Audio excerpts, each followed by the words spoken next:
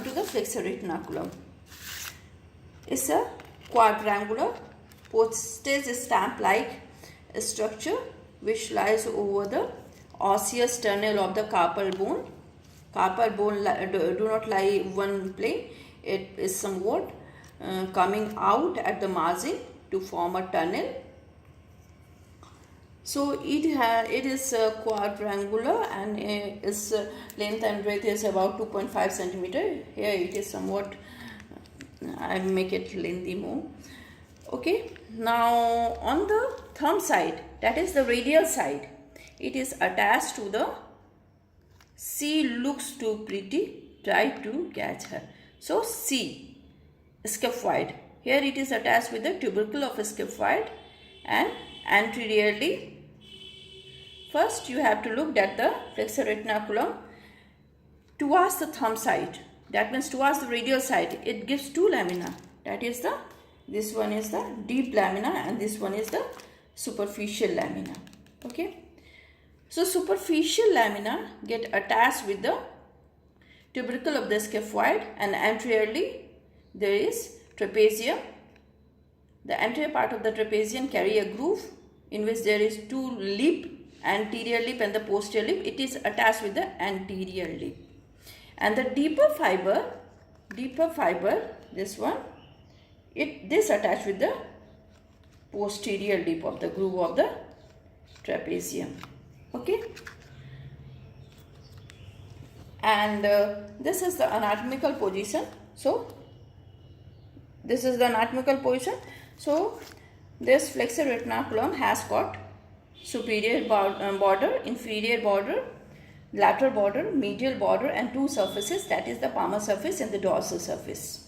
Superior border is continuous with the deep fossa of the forearm, whereas the inferior border is continuous with the palmar aponeurosis. The lateral border, it get attached with the tubercle of scaphoid and the crest of trapezium, whereas the medial border is attached with the pisiform bone and the hook of Hammett. This is our hook of Hammett. Okay, and one deep lamina I have said earlier, and here is the one superficial. Few superficial fiber is going medially and then again attached with the flexor retinaculum itself and give passage to the ulnar nerve and artery. This is our, like this, ulnar nerve and artery passes from this way, and from here flexor carpi radialis passes from this tunnel. Okay, now this flexor retinaculum, it convert this hollow out carpal bones into a tunnel, and that is known as the carpal tunnel. The content of the carpal tunnel is the ulnar bursa enclosing. It has got, first look at that ulnar bursa is a closed space. I have showed from all where this is. So it is a closed space filled with the fluid, and it has got three leaflet. The anatomical position is like this. So this is anterior leaflet, this is intermediate one, and this is the posterior leaflet. All leaflets are interconnected with each other. Just look at, this is all interconnected. There is a common gallery which opens into the three room. Okay, fluid filled sac is there. So in between the anterior and the intermediate leaflet, there lies the foretendon of the flexor digitorum superficialis, like this, and in between the intermediate leaflet and the posterior leaflet, there lies the flexor digitorum profundus tendon.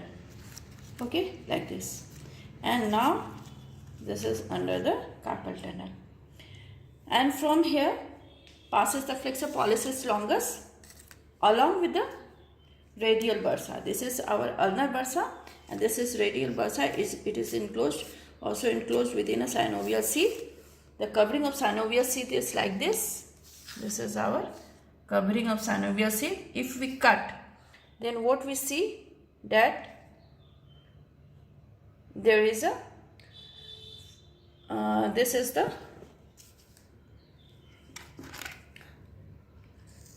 this is the tendon. Okay, this is the tendon, and there is a space. Two layers are there, that is the visceral layer and the parietal layer. Okay, and here is the mesotendon. This is mesotendon, and through this here is the meeting line, where is the parietal layer is continuous with the visceral layer. From here the artery and nerve passes. Artery carries food for the tendon, so mesotendon, that is called mesotendon. Just like the peritoneal cavity, the mesocolon, mesotransverse colon, it carries the neurovascular structure to that organ. The same thing is here.